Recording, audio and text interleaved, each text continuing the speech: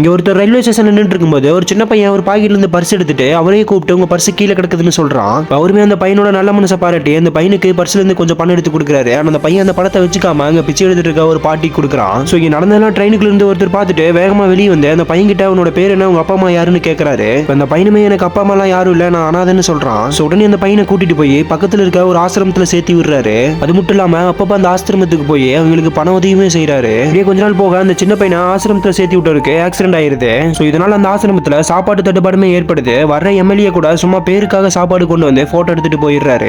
இந்த வயசானவருமே என்ன பண்றதுன்னு தெரியாம அந்த சின்ன பையனை சேர்த்து விட்டவருக்கு கால் பண்றாரு. ஆனா அவங்க வீட்டுல இருந்து வேற யாரும் எடுத்து பேசிட்டு அந்த போனை கட் பண்ணிடுறாங்க. இப்பதான் அந்த சின்ன பையன் அந்த ஆசிரமத்துல இருக்க பசங்களோட சேர்ந்து ஒரு பிளான் போடுறான். அடுத்த நாள் அந்த சின்ன பையன் நிறைய பலூன் எடுத்துட்டு அந்த எம்எல்ஏ கார் பக்கமா போறான். அந்த காருக்குள்ள இருக்க எம்எல்ஏவோட பையன் பலூன் கேட்கவும் அவரும் வாங்கி கொடுக்குறாரு. அந்த பையன் அந்த பலூனை வாங்கி தொட்டதுனால அந்த பலூன் அடிச்சு அதுல இருந்து மயக்க மறனால எம்எல்ஏவோட ஃபேமிலியை மயங்கிடுறாங்க.